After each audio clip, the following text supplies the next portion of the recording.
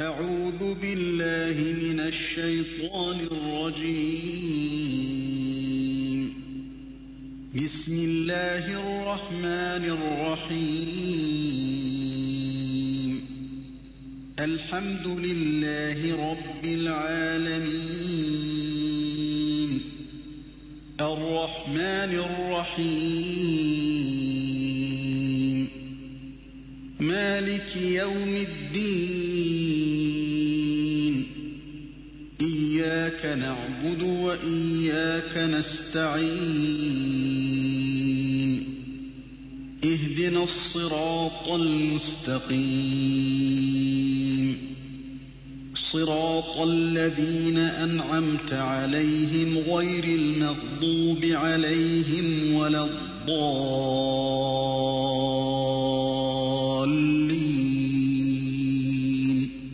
بسم اللہ الرحمن الرحیم.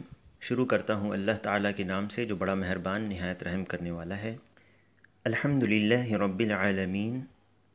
سب تعریف اللہ تعالیٰ کے لیے ہے جو تمام جہانوں کا پالنے والا ہے. الرحمن الرحیم، بڑا مہربان نہایت رحم کرنے والا ہے.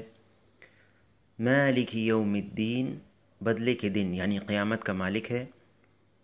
ایاک نعبد و ایاک نستعین، ہم صرف تیری ہی عبادت کرتے ہیں اور صرف تجھی سے مدد چاہتے ہیں. اہدنا الصراط المستقیم، ہمیں سیدھی اور سچی راہ دکھا. صراط الذین انعمت علیہم غیر المغضوب علیہم ولا الضالین، ان لوگوں کی راہ جن پر تو نے انعام کیا، ان کی نہیں جن پر غضب کیا گیا اور نہ گمراہ ہوئے. الاستعاذة يشرع الاتيان بها في كل مرة يتلو فيها المسلم كتاب الله تبارك وتعالى. والاستعاذة التجاء إلى الله وطلب للعوذ منه تبارك وتعالى أن يعيذ عبده وأن يقيه من الشيطان الرجيم. وإنما شرعت الاستعاذة بين يدي تلاوة كتاب الله عز وجل لأن الشيطان أشد ما يكون حرصا على صرف العبد عن هذا الكتاب العظيم والفوز بهداياته والوقوف على معانيه ومضامينه والتأثر به، فشرع للعبد أن يستعيذ بالله من هذا الشيطان حتى تكون قراءة العبد لكتاب الله تبارك وتعالى قراءة سالمة من وساوس الشيطان وهمزه ونفخه، محفوظا بحفظ الله. جب بھی کوئی مسلمان کتاب اللہ کی تلاوت شروع کرتا ہے تو اسے استعاذہ کرنا چاہیے، یعنی اعوذ باللہ من الشیطان الرجیم پڑھنا چاہیے. استعاذہ کا معنی ہے کہ اللہ تبارک و تعالیٰ سے التجا اور فریاد کرنا کہ وہ اپنے بندے کو پناہ دے اور اسے شیطان مردود کے شر سے بچائے. کتاب اللہ کی تلاوت سے پہلے استعاذہ اس لیے مشروع کیا گیا ہے کیونکہ شیطان اس بات کا سب سے زیادہ خواہش مند رہتا ہے کہ وہ بندے کو اس عظیم کتاب کی تلاوت سے بہکائے اور اس کتاب کی ہدایات سے رہنمائی حاصل کرنے، اس کے معانی اور مضامین پر غور کرنے اور اس سے متاثر ہونے سے روکے. لہٰذا بندے کے لیے اللہ سے پناہ حاصل کرنا مشروع قرار پایا تاکہ وہ کتاب اللہ کی تلاوت کرتے ہوئے شیطان کے وسوسوں سے اور شرارتوں سے دور رہے اور اللہ تعالیٰ کی حفاظت سے محفوظ رہے تاکہ وہ صحیح طریقے سے تلاوت کر سکے. الشيطان العاتي المتمرد الغاوي المغوي لعباد الله الصاد لهم عن طاعة الله تبارك وتعالى، الرجيم أي المطرود المبعد الملعون الذي أبعده الله سبحانه وتعالى من رحمته، ولما كان مبعدا عن الرحمة أراد أن يبعد عباد الله عن رحمة الله، فطلب من العبد أن يستعيذ بالله من هذا الشيطان العاتي المتمرد الذي يعمل على صرف الإنسان عن طاعة الله وعبادته والفوز برحمته جل في علاه. الشیطان سے مراد سرکش، بگڑا ہوا، خود گمراہ اور اللہ کے بندوں کو گمراہ کرنے والا، انہیں اللہ تعالیٰ کے اطاعت سے روکنے والا. الرجیم سے مراد پھٹکارا ہوا، دور کیا گیا، لعنت زدہ، جسے اللہ سبحانہ و تعالیٰ نے اپنی رحمت سے دور کر دیا ہے. جب وہ خود اللہ کی رحمت سے دور ہے تو وہ یہ چاہتا ہے کہ اللہ کے بندوں کو بھی وہ اللہ کی رحمت سے دور کر دے۔ اسی لیے بندے سے یہ مطلوب ہے کہ وہ اس سرکش شیطان مردود سے اللہ کی پناہ چاہیں، وہ شیطان جو انسان کو اللہ کی اطاعت اور اس کی عبادت کے ذریعے کامیابی اور اللہ کی رحمت کا مستحق ہونے سے روکنے کی مسلسل جدوجہد کرتا رہتا ہے۔ بسم الله الرحمن الرحيم يؤتى بها بين يدي تلاوة كل سورة،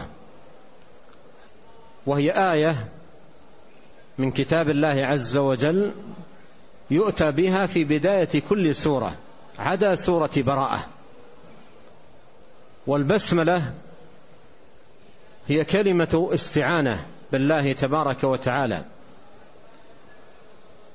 ومعنى بدء التلاوة بالبسملة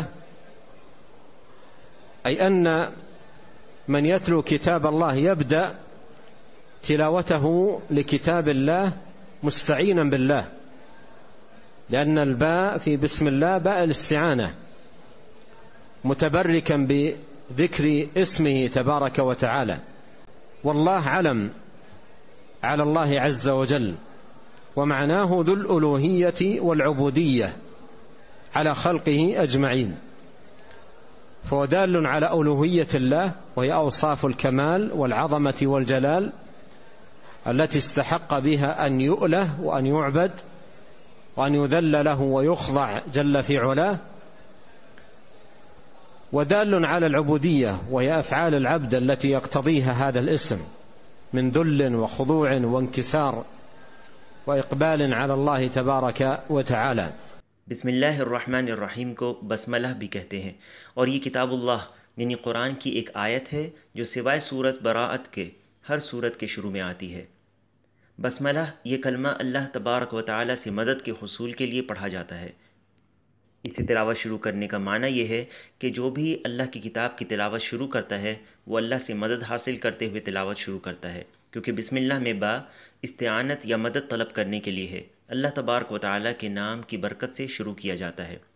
اللہ یہ اللہ تعالیٰ کا علم یعنی نام ہے، جس کا معنی ہے الوہیت والا، اپنی تمام مخلوق پر عبودیت کا حقدار، جو اللہ کی الوہیت یعنی اوصاف کمال، عظمت اور جلال پر دلیل ہے، یعنی ان عظیم صفتوں سے اللہ تعالیٰ متصف ہے جو کامل ہیں، جن میں کسی قسم کا نقص یا کمی نہیں ہے، جس کے سبب وہی مستحق ہے کہ اس کی بندگی اور عبادت کی جائے، اسی کے لیے عاجزی اور خاکساری اختیار کی جائے، یہی اس کی عبودیت پر دلالت کرتی ہے۔ اور یہ عبودیت بندوں کے افعال ہیں جو اس نام کے متقاضی ہیں کہ بندے اس اللہ کے لیے عاجزی، خاکساری اور انکساری اختیار کریں اور اللہ تبارک و تعالیٰ کی طرف متوجہ ہوں۔ والرحمن الرحيم اسمان مشتقان من الرحمة دالان على ثبوتها لله سبحانه وتعالى. أما الرحمن فهو دال على الرحمة الواسعة الشاملة، ورحمتي وسعت كل شيء. والرحيم دال على ما خص الله تبارك به، ما خص الله تبارك وتعالى به أولياءه وأصفياءه، كما قال جل في علاه وكان بالمؤمنين رحيما. الرحمن الرحیم یہ دونوں نام رحمت سے مشتق ہیں جو اللہ کے لیے صفت رحمت کے ثابت ہونے پر دلیل ہیں۔ الرحمن عام اور وسیع رحمت پر دلالت کرتا ہے۔ اللہ تعالیٰ کا فرمان ہے وَرَحْمَتِي وَسِعَتْ كُلَّ شَيْءٍ، اور میری رحمت تمام اشیاء پر محیط ہے۔ اور الرحیم اللہ تعالیٰ کے اولیاء یعنی متقی اور چنندہ مخصوص بندوں کے لیے خصوصی رحمت پر دلالت کرتی ہے، جیسے کہ ارشاد باری تعالی ہے وَكَانَ بِالْمُؤْمِنِينَ رَحِيمًا، اور اللہ تعالیٰ مومنوں پر بہت ہی مہربان ہے۔ ثم قال جل وعلا الحمد لله رب العالمين. والحمد هو الثناء على الله جل وعلا، والله عز وجل يثنى عليه على أسماء الحسنى وصفاته العليا، ويثنى عليه على نعمه وآلائه ومننه التي لا تعد ولا تحصى. رب العالمين، العالمون هم من سوى الله،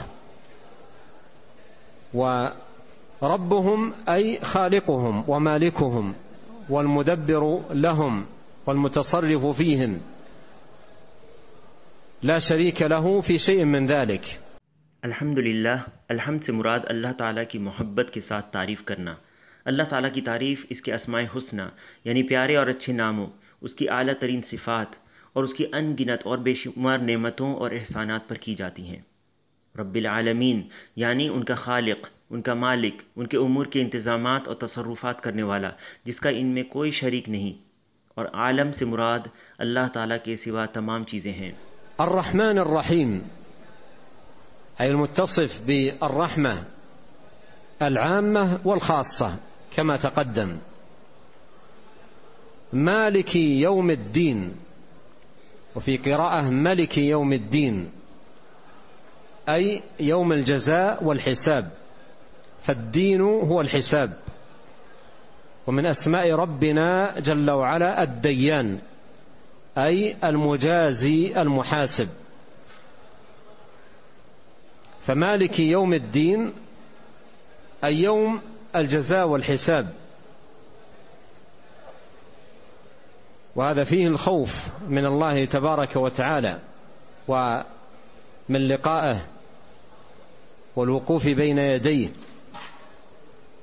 كما قال الله جل وعلا: وما أدراك ما يوم الدين، ثم ما أدراك ما يوم الدين، يوم لا تملك نفس لنفس شيئا والأمر يومئذ لله. अर्रहमान अर्रहीम यानी जो आम और ख़ास सिफ़त रहमत से मुत्तसिफ़ है, जैसा कि पहले गुज़रा। मालिकी यौमिद्दीन, और एक क़िराअत में है मलिकी यौमिद्दीन यानी बदले और हिसाब का दिन। अद्दीन से मुराद हिसाब है, और हमारे रब के नामों में से है अद्दय्यान यानी बदला देने वाला और हिसाब लेने वाला। इस आयत में अल्लाह तबारक व तआला से मुलाकात और इसके सामने खड़े होने से खौफ दिलाया गया है, जैसे कि अल्लाह ताला का फरमान है: वमा अदराक मा यौमुद्दीन थुम्मा मा अदराक मा यौमुद्दीन यौम ला तमलिकु नफ्सुन लिनफ्सिन शैआ वल अम्रु यौमइज़िन लिल्लाह। तुझे कुछ खबर भी है कि बदले का दिन क्या है? मैं फिर कहता हूँ कि तुझे कुछ खबर भी है कि बदले, जज़ा और सज़ा का दिन क्या है? जिस दिन कोई शख्स किसी शख्स के लिए किसी का मुख्तार ना होगा, और तमाम तर अहकाम उस रोज़ अल्लाह ही के होंगे। इय्याक नअबुद व इय्याक नस्तईन, फीहिमा इखलासु العبادة والاستعانة لله جل وعلا. فإياك نعبد أي أعبدك ولا أعبد غيرك، أخلص لك عبادتي. وإياك نستعين أي أستعين بك ولا أستعين بغيرك، أخلص استعانتي بك فلا أستعين بأحد سواك. ففي قوله إياك نعبد براءة من الشرك، وفي قوله إياك نستعين براءة من الحول والقوة. إياك نعبد تحقيق للا إله إلا الله، وإياك نستعين تحقيق للا حول ولا قوة إلا بالله. إياك نعبد فيها الخلوص من الشرك والرياء، وإياك نستعين فيها خلوص من العجب والكبرياء. إياك نعبد وإياक नस्तईन, इसमें इबादत और इस्तिआनत तलब मदद में इखलास है कि खालिस अल्लाह की इबादत और खालिस अल्लाह से मदद तलब करना।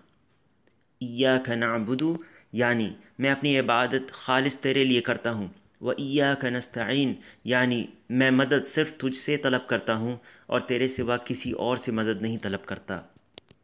तो इय्याक नअबुदु में शिर्क से बरात और बेजारी है, और अल्लाह के फरमान व इय्याक नस्तईन में हौल और क़ुव्वत से बराअत है।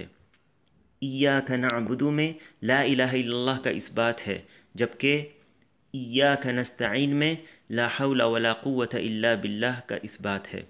इय्याक नअबुदु में शिर्क और रियाकारी से खलासी का इजहार है, जबकि इय्याक नस्तईन में खुद पसंदी और तकब्बुर से बेजारी का इजहार है।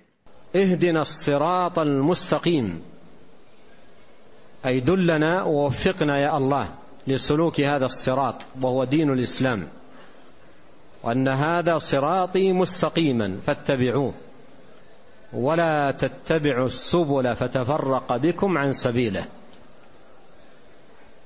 فالصراط المستقيم هو دين الله الذي رضيه لعباده ولا يرضى لهم دينا سواه. اهدنا الصراط المستقیم، یعنی اے اللہ تو ہماری رہنمائی فرما اور ہمیں توفیق دے کہ ہم اس سیدھے راستے پر چلیں اور اس کی اتباع کریں۔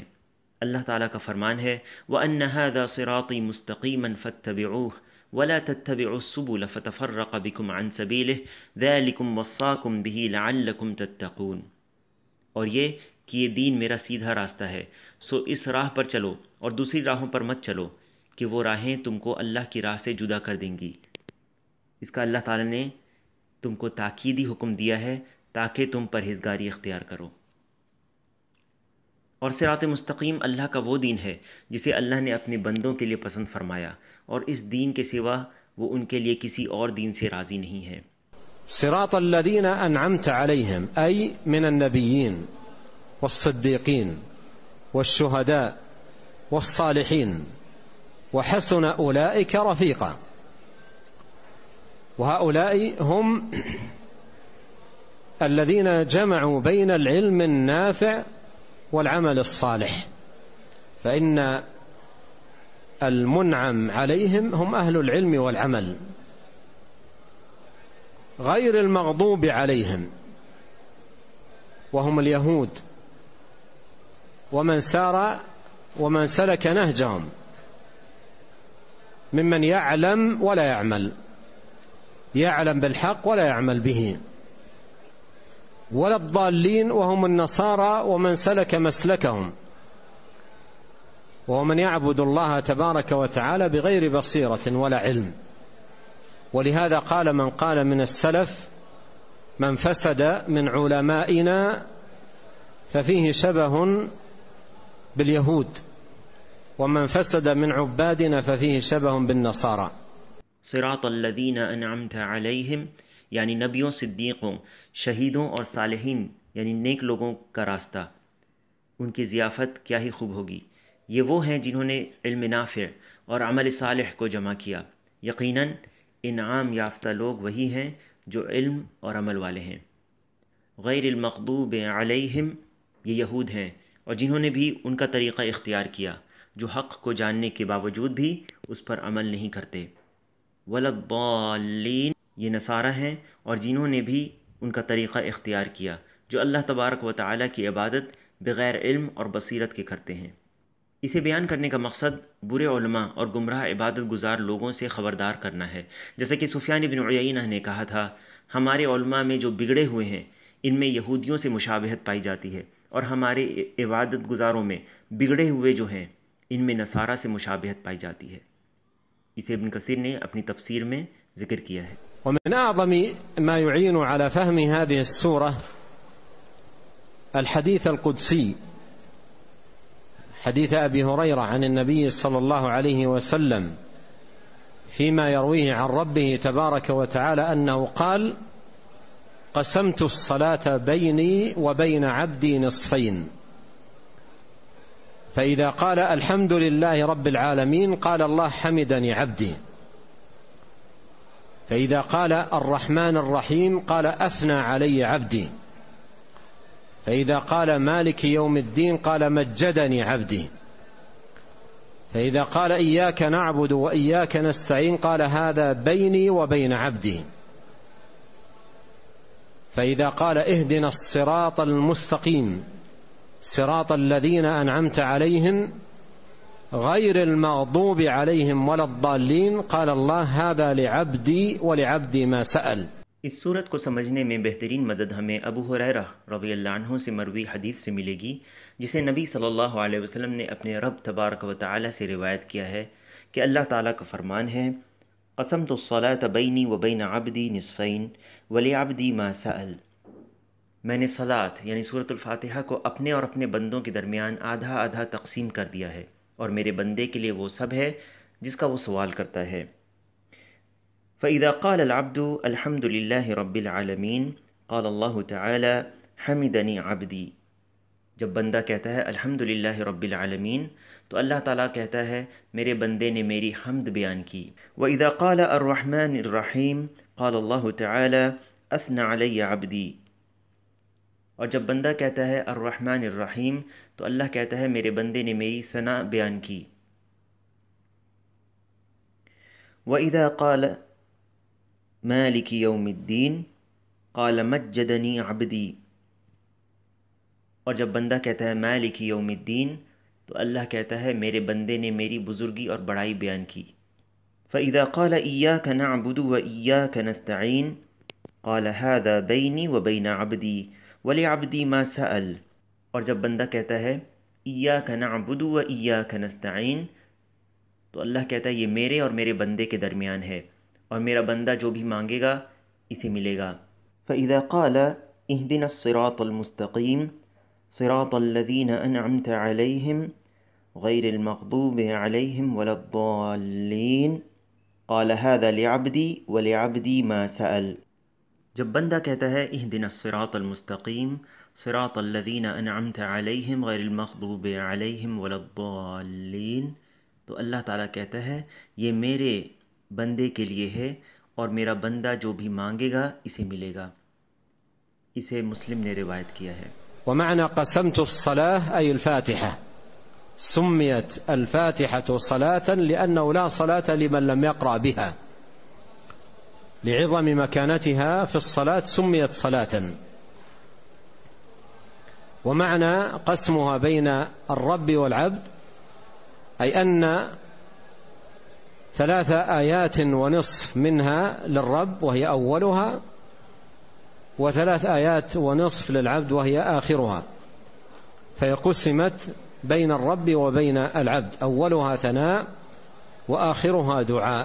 وتسمى القرآن لأنها حوت إجمالا ما حواه القرآن تفصيلا، فهي مليئة بالدروس والعبر وتقرير قواعد الدين وأصول الديانة وأمور الشريعة والأخلاق والآداب إلى غير ذلك مما حوته هذه السورة العظيمة. اور قسمت الصلاۃ سے مراد سورۃ الفاتحہ ہے۔ اسے صلاۃ اس لیے کہا گیا ہے کیونکہ جو اس سورت کو نہیں پڑھتا اس کی نماز نہیں ہوتی۔ نماز میں اس کی اہمیت کی وجہ سے اسے صلاۃ کہا گیا ہے۔ اسے اللہ اور بندے کے درمیان تقسیم کیے جانے کا معنی یہ ہے کہ اس میں پہلے 3.5 آیات رب تعالیٰ کے لیے ہیں اور آخری 3.5 آیات بندے کے لیے ہیں۔ تو اس کا اول حصہ اللہ تعالیٰ کی حمد و ثنا پر مشتمل ہے اور اس کا آخری حصہ بندے کے لیے دعا ہے۔ اسے القرآن بھی کہا جاتا ہے کیونکہ اس صورت میں اجمالی طور پر ہر اس چیز کا ذکر ہے جو قرآن میں تفصیلی طور پر موجود ہے۔ یہ صورت دروس اور عبرتوں سے بھری ہوئی ہے۔ دین کے قواعد، اصول ایمان اور شریعت کے اہم امور، اخلاق اور آداب وغیرہ اس عظیم صورت میں موجود ہیں۔